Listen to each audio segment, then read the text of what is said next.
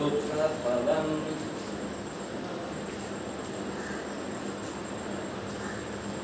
students, very good morning. Welcome to the social class.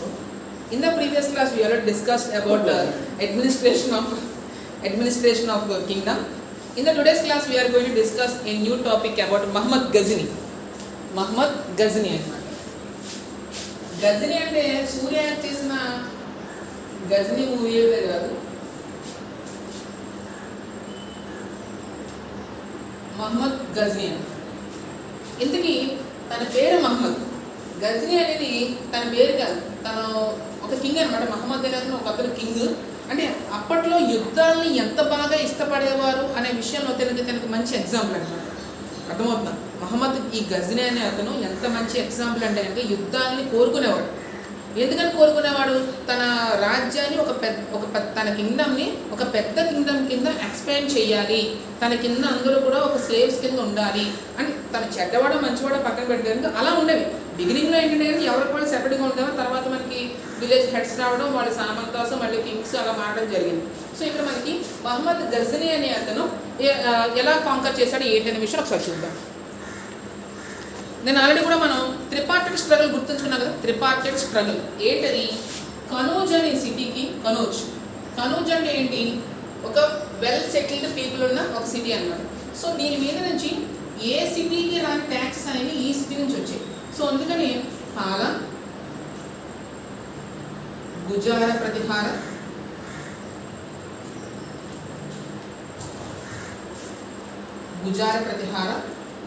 And Rashtrakutas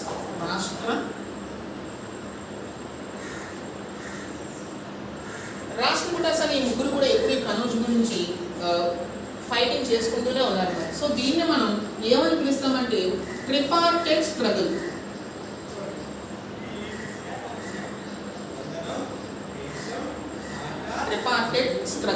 అంటే చెప్పిన try అంటే ముగ్గురు, పార్టీస్ అంటే మూడు అన్నమాట. మూడు పార్టీస్ స్ట్రగుల్, యుద్ధం చేసుకుంటూ ఉండేవారు. So that it is called tripartite struggle.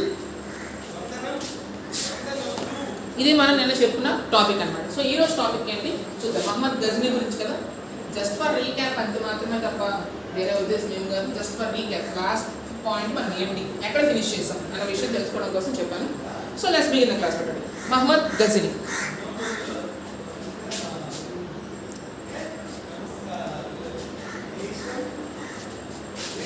One of the rulers, Sultan Muhammad of Ghazni, Afghanistan, ruled from 997 AD to 1030 AD and extended control over parts of Central Asia, Iran and the northwestern part of subcontinent. ఇక్కడ మనకి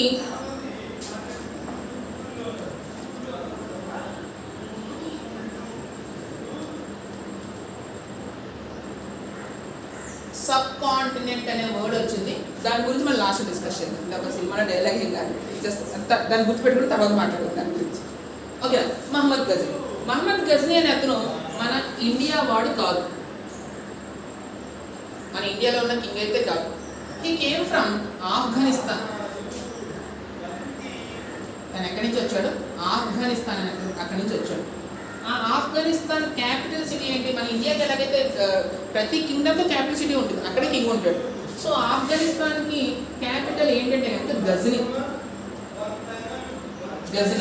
తను king అయినప్పుడు ఈయనంతా 997 AD అన్నమాట. AD అంటే యానో Domino. AD అంటే అర్థం ఏంటంటే యానో Domino అని అర్థం. ఓకేనా? టైం 2 పార్ట్స్కి డివైడ్ చేశారు. 10,000 నుంచి 0 వరకు, మళ్ళీ 1 నుంచి 10,000 వరకు, 10,000 నుంచి 0 వరకు బీసీ అనమాట. మళ్ళీ 1 నుంచి 10,000 వరకు వెళ్తున్నాం కాబట్టి ఇట్ ఈస్ ఏడి అనమాట. Before Christ. బీసీ అంటే బిఫోర్ క్రైస్ట్. అది మనకి 5th క్లాస్ వల్ల టచ్ అయింది. ఇప్పుడు అది మనకి టాపిక్ కాదు. అది టాపిక్ అనేది చెప్తే బాగానే ఉంటుంది కానీ డివైడ్ అయిపోయింది. లెసన్ అనేది మనకి ఆగిపోయింది. ఓకే. నెక్స్ట్ 997 to 1030 AD వరకు తను కింగ్ అయ్యాడు. అంటే ఇతను పుట్టింది 997 AD, చనిపోయింది 1030 AD అని అర్థమా? దీనికి కాదు. తను కింగ్ అయినప్పుడు 997 అనే ఇయర్లో కింగ్ అయ్యాడు. పుట్టింది ఇప్పుడు కాదు. పుడితే పుట్టాడు, అంటే చాలా చనిపోయినప్పుడు చనిపోయాడు అర్థమా? 33 years అంటే పెద్ద ఏజ్ కూడా కాదు. 1030 ఎంత? 33 years అనమాట. 33 years రూల్ చేశాడు. ఏజ్ కాదు, ఆయన కింగ్ అయినప్పుడు ఇయర్ ఎంత 997. మొత్తం ఈ ఆఫ్ఘనిస్తాన్ గజ్నీ ఎన్ని సంవత్సరాలు రూల్ చేశాడు? 33 years రూల్ చేశాడు. తర్వాత 1037లో తను చనిపోవడం జరిగింది. కింగ్ అయినప్పుడు ఇయర్ ఎంత 1030 ఏమో చనిపోయింది అనమాట. ఓకేనా? ఇతర స్పెషాలిటీ ఏంటి ఈ గజ్నీ అనే దానికి ఏంటంటే కనుక తిను సెంట్రల్ ఏషియా అన్నమాట. సెంట్రల్ ఏషియాని తన కంట్రోల్లో ఉంచుకున్నాడు. సెంట్రల్ ఏషియా అంటే మంగోలియా, ఆఫ్ఘనిస్తాన్, ఇలాంటి పాకిస్తాన్కి దగ్గరలో ఉన్నమాట. అది మొత్తం ఇలాంటి కంట్రీస్కి ఇలాంటి కంట్రీస్కి కంట్రోల్లో తీసేసుకున్నాడు ఆల్రెడీ. నెక్స్ట్ ఈ ఆఫ్ఘనిస్తాన్ సెంట్రల్ ఏషియాలో కాంకర్ చేసిన తర్వాత మిగిలింది మన ఇండియా. సో తను ఇండియాలోకి ఎంటర్ అయ్యాడు. ఎందుకు ఎంటర్ అయ్యాడు? ఎంటర్ అయిన తర్వాత ఏం చేశాడు? He raided the subcontinent almost every year. His targets were wealthy temples, including that of Somnath, Gujarat. Most of the wealth Muhammad carried was used to create a splendid capital city at Ghazni అన్నమాట. అంటే తను ప్రతి సంవత్సరం ఇండియాకి యుద్ధానికి వచ్చేవాడు. మహమ్మద్ గజ్నీ అనే అతన్ని ఎందుకని మనం బాగా ఎగ్జాంపుల్గా చెప్పుకుంటాం, ట్రై అంటిల్ యూ సక్సీడ్ అనమాట. తను 17 సార్లు మన ఇండియా మీదకి 17 సార్లు వచ్చాడు. 17 times తను వచ్చాడనమాట. తర్వాత 17 times తను యుద్ధం గెలిచాడు మన ఇండియా మీద. పైగా ఆ యుద్ధం కూడా గెలిచిన తర్వాత తన టార్గెట్స్ ఏంటి? వెల్తీ టెంపుల్స్, అంటే బంగారంతో తయారు చేసిన విగ్రహాలు ఉంటాయి చూసారా, అలాంటి టెంపుల్స్ని ఎక్కువ టార్గెట్ చేసేవాడు. ఎందుకని? అందులో ఉన్న బంగారం కానీ, వజ్రాలు కానీ, లేకపోతే కనుక ఐటమ్స్ కానీ అన్నీ తను తీసుకెళ్ళిపోయి ఏం చేసేవాడు, అక్కడ తన క్యాపిటల్ అయిన గజ్నీని బాగా డెవలప్ చేశాడు ఆ డబ్బులతోటి, ఆ వజ్రాలు, ఆ బంగారంతో అనమాట. Sultan Muhammad was also interested in finding out more about the people he conquered and entrusted a scholar named Al-Biruni to write an account of the subcontinent. అంటే సుల్తాన్ మహమ్మద్కి తను ఓడించిన వాళ్ళ గురించి తెలుసుకోవడం అంటే బాగా ఇష్టం. ఇంకా ఇష్టం అనేది ఎందుకని ఇష్టం అనే మాటని ఇక్కడ వాడారు అంటే కనుక తను చెప్పాలనుకుంటాడు, నేను ఎవరిని ఇప్పుడు ఫర్ ఎగ్జాంపుల్ నేను ఒక పవర్ఫుల్ కింగ్, ఇండియాలోనే పవర్ఫుల్ కింగ్, అసలు నాకు ఓటం అనేది లేదు, ప్రతిసారి గెలుస్తున్నాను, కానీ మహమ్మద్ గజ్నీ చేతిలో ఓడిపోయాయి. ఇప్పుడు తను ఏం చేస్తాడు, తన కోర్టులో ఉన్న ఒక రైటర్ని పంపించి నా ఇండియాలోకి పంపించి నేను అసలు ఓడిపోయిన నాలాంటి వాళ్ళ కింగ్స్ గురించి రాసుకొస్తాడు. రాసి ఏం చేస్తాడు, అలా ఇండియాలో మోస్ట్ పవర్ఫుల్ కింగ్స్ని ఓడించిన సుల్తాన్ మహమ్మద్ అని చెప్పి మళ్ళీ ఇంకో కొత్త బుక్ రాయిస్తాడు. అంటే ఎందుకని? తన తర్వాత వచ్చే జనరేషన్స్ వాళ్ళకి సుల్తాన్ మహమ్మద్ అనే అతను ఎంత పవర్ఫుల్ కింగో అందరికీ చెప్పడం కోసం అనమాట. ఓకేనా? అర్థమైంది టాపిక్?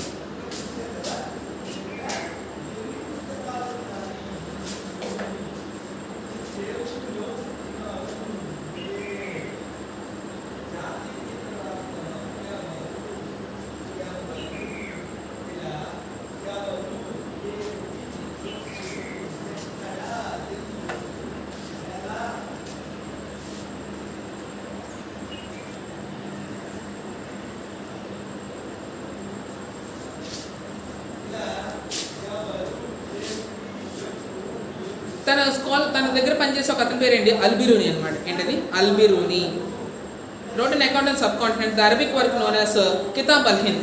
అది పైగా బుక్ కూడా ఏ లాంగ్వేజ్లో రాశారు నాన్న? అరబిక్ లాంగ్వేజ్లో రాశారు. అంటే మన ఇండియా వాళ్ళు కాబట్టి హిందీ, సంస్కృతి యూజ్ చేయలేదు.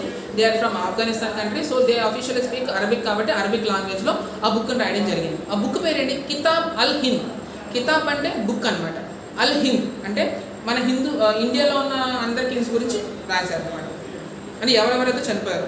అల్బిరూని consulted Sanskrit scholars to prepare his account. అంటే మన ఇండియాలో ఉన్న వాళ్ళ గురించి తెలియాలంటే సంస్కృతిలో బుక్స్ చదవాలి. సో అందుకని ముందుగానే తను ఒక పెద్ద పండితులు కలిసి సంస్కృతి అనేది తెలుసుకొని అప్పుడు వాళ్ళ గురించి రాసిన బుక్స్ అని చదువుకొని అప్పుడు తన బుక్లో రాస్తున్నాడు, కితాబ్ అల్ హింద్లో అనమాట. నెక్స్ట్ మహమ్మద్ గజ్నీ గురించి కొన్ని points.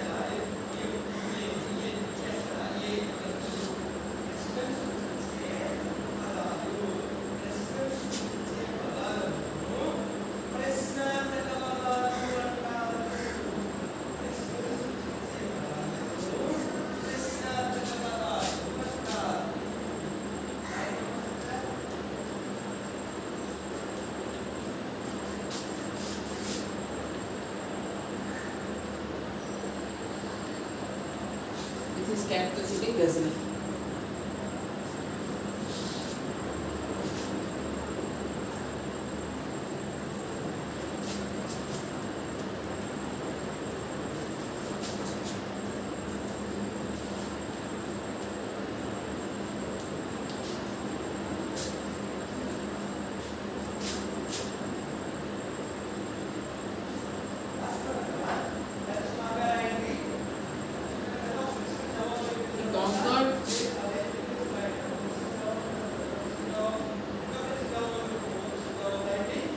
Indian kingdoms.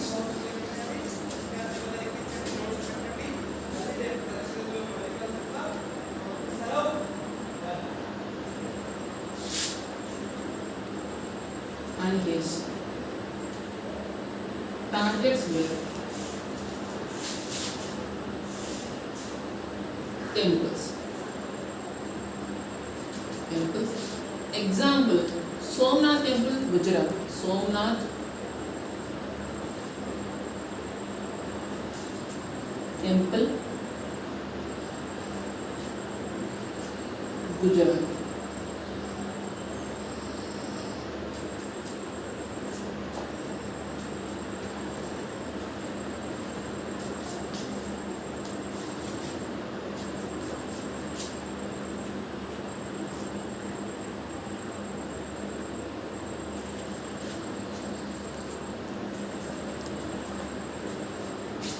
Muhammad Ghazni.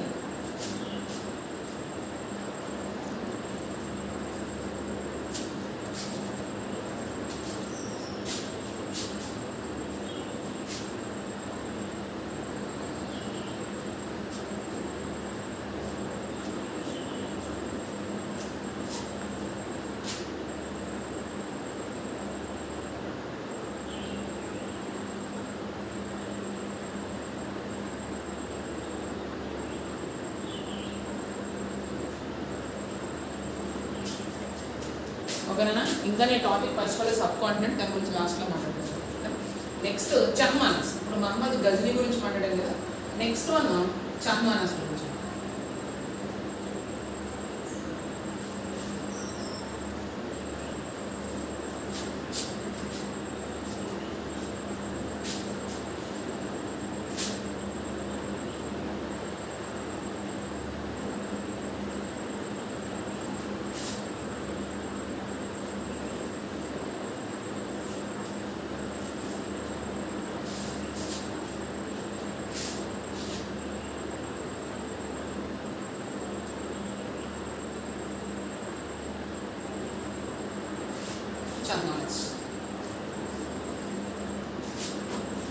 చహమానస్ later known as the Chauhans. ఇంకొక కింగ్స్ గురించి అనమాట చహమానస్. ఇది మన ఇండియా వాళ్ళే.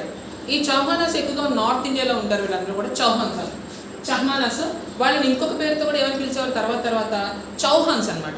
Chauhans rule over the region around the Delhi and Ajmer.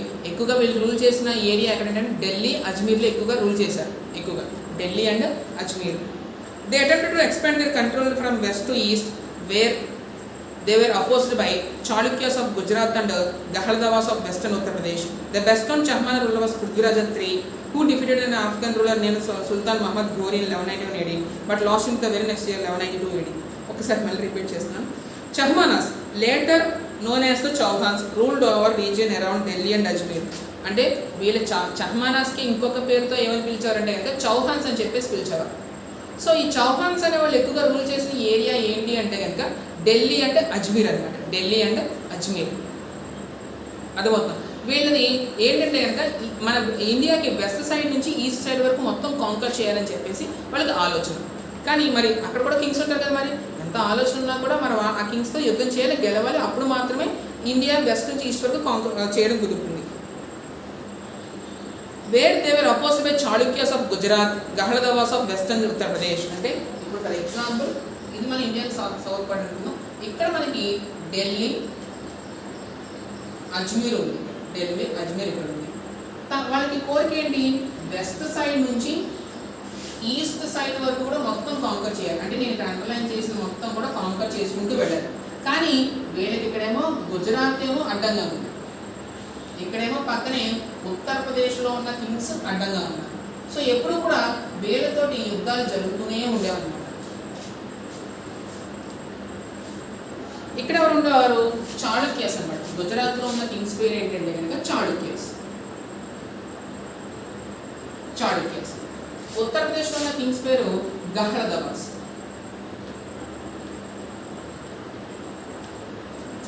గహ్రదవాస్ అన్నమాట.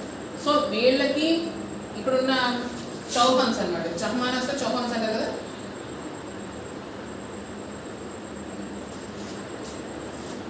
చౌహాన్స్.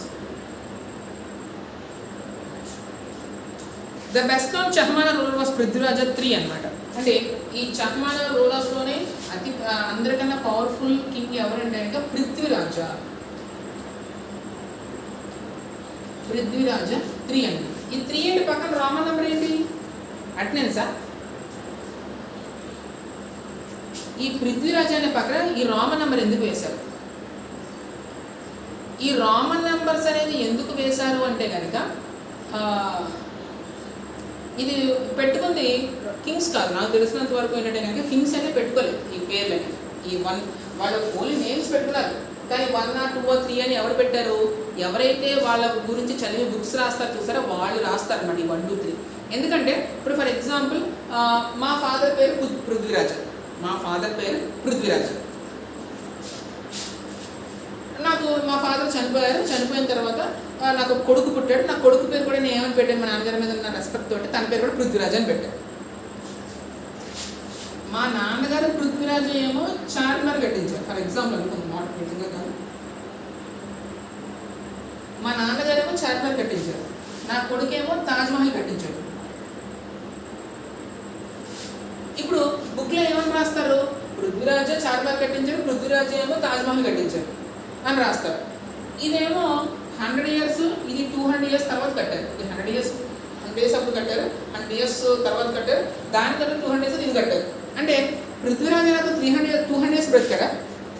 పృథ్వీరాజ నాకు 200 years బ్రతకలేదు. సో అందుకని ఇలాంటి కన్ఫ్యూషన్స్ లేకుండా ఈ చార్మినార్ కట్టింది ఎవరు? పృథ్వీరాజ 1 అలా 1 ఇస్తారు. తర్వాత ఈ తాజ్మహల్ కట్టింది ఎవరు? ఈ పృథ్వీరాజ తర్వాత వచ్చినవాడు కాబట్టి సో పృథ్వీరాజ 2 అన్నమాట. సో ఆ విధంగా ఇలాంటి ఐడెంటిఫికేషన్ కోసం ఏం చేస్తారంటే కనుక ఒకే పేరు ఉన్న వాళ్ళు పృథ్వీరాజ 1, పృథ్వీరాజ 2, పృథ్వీరాజ 3 అన్నమాట. సో ఇక్కడ మనకి ఎంత ఇచ్చారు? లెసన్లో మనకి పృథ్వీరాజ 3 ఇచ్చారు. అంటే ఇదే పేరుతోటి అదే ఫ్యామిలీలో ఇంకా ఎంతమంది ఉన్నారు? ఎంతమంది? ఈయనకన్నా ముందు 2 ఉన్నారు. పృథ్వీరాజ 2 ఉన్నారు. సో అందుకని దీనికి నెంబర్ 3 ఇచ్చారు. అది కూడా వీళ్ళు పెట్టుకోలేదు, మన వాళ్ళు పెట్టారు బుక్స్లో రాసేటప్పుడు, హిస్టోరియన్స్ అన్నమాట. ఓకే.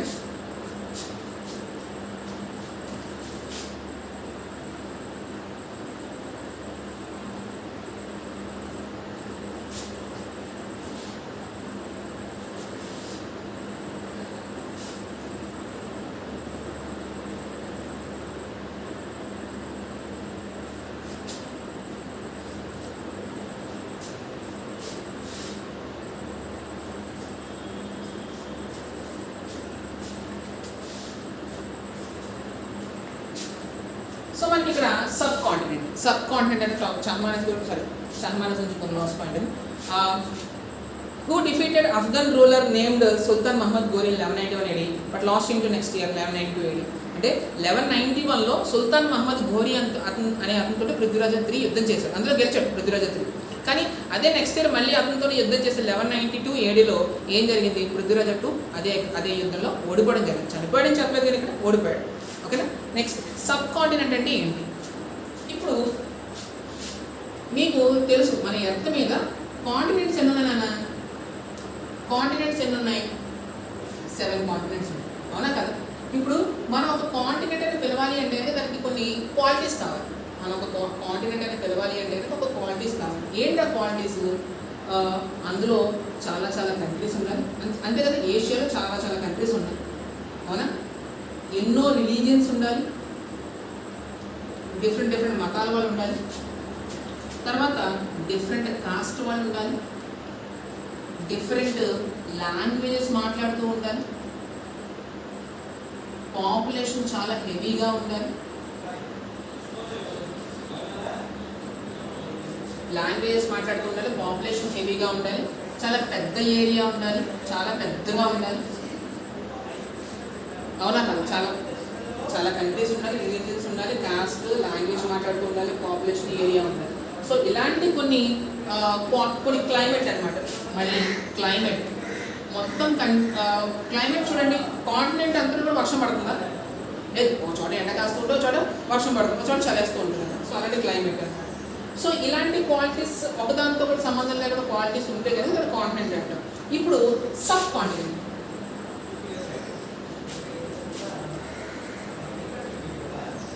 సబ్ కాంటినెంట్ అంటే ఇప్పుడు ఇక్కడ సబ్ కాంటినెంట్ దేని అంటున్నారంటే మన ఇండియన్ అంటున్నారు. ఇండియానే సబ్ కాంటినెంట్ అంటారు. అంటే మరి అదేంటి సార్, ఇండియా కంట్రీ కదండి, ఏషియాలో ఉన్న ఒక కంట్రీ కదా, దాన్ని ఎలా సబ్ కాంటినెంట్ అంటారు అని చెప్పేసి. ఎందుకంటే ఒక కాంటినెంట్కి ఏమైతే క్వాలిటీస్ కావాలో ఆ క్వాలిటీస్ అన్నీ మన ఇండియాలో ఉన్నాయి కాబట్టి దాన్ని సబ్ కాంటినెంట్ అని పిలుస్తారు. పూర్తిగా కాంటినెంట్ అని పిలవరు, సబ్ కాంటినెంట్, తెలుగులో ఉపఖండం అని చెప్పేసి పిలుస్తారు. ఇప్పుడు చూడండి, ఇక్కడ కంట్రీస్ ఉన్నాయి, మన ఇండియాలో చాలా స్టేట్స్ ఉన్నాయి కదా, 28 స్టేట్స్ ఉన్నాయి, 9 యూనియన్ టెరిటరీస్ ఉన్నాయి. పైగా ఇంకోటి చాలా చాలా రిలీజియన్స్ ఉన్నాయి. Hinduism, Muslims, Christianity, Buddhism, Zoroastrianism, Sikhism, Buddhism, Jainism, ఇలా చాలా చాలా ఉన్నాయి.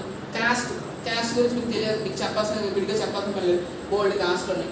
మన ఇండియాలో చాలా చాలా లాంగ్వేజ్ మాట్లాడు, తెలుగు, తమిళ్, మలయాళం, కన్నడ, కొంకణి, అస్సామీస్, గుజరాతీ, పంజాబీ, అస్సామీస్, మరాఠీ, బెంగాలీ, ఇలా రకరకాల హిందీ, ఉర్దూ, అరబిక్, ఇలా చాలా చాలా లాంగ్వేజెస్ ఉన్నాయి మన ఇండియాలో. మన పాపులేషన్ కంట్రీ చైనా తర్వాత సెకండ్ మోస్ట్ పాపులస్ కంట్రీ మనది.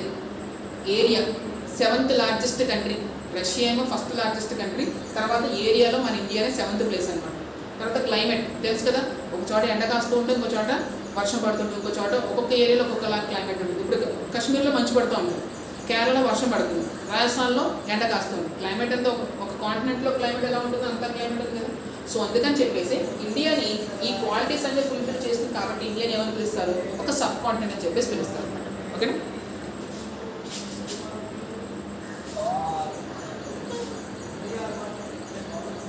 ఓకే, ఇప్పుడు చహమానాస్ గురించి మనం పాయింట్స్ రాయాలి.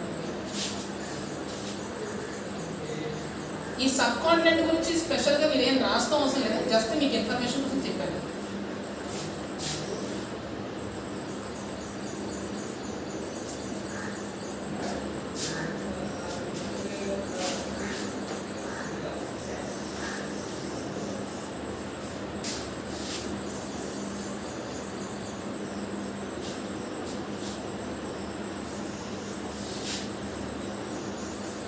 Chahmanas were also known as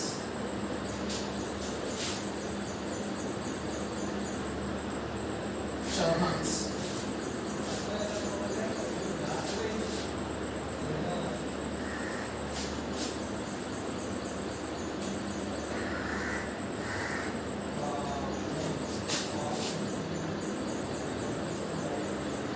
They were intended to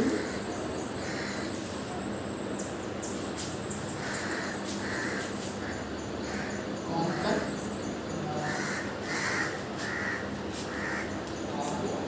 India from west to east.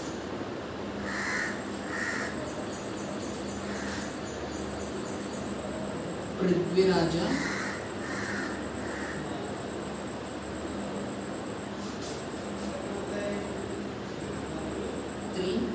is known as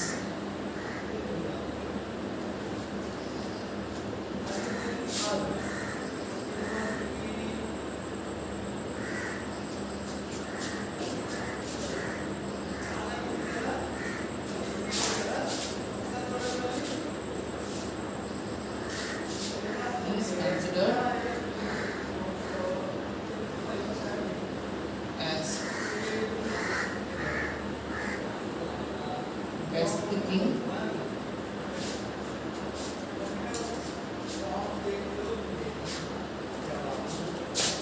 among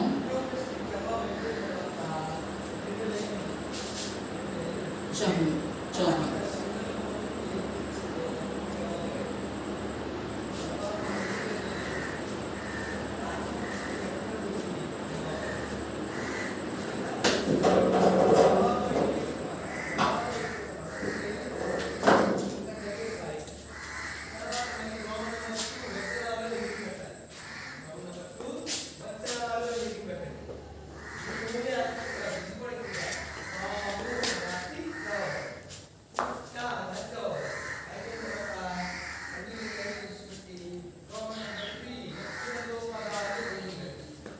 Okay, students, that's it for today.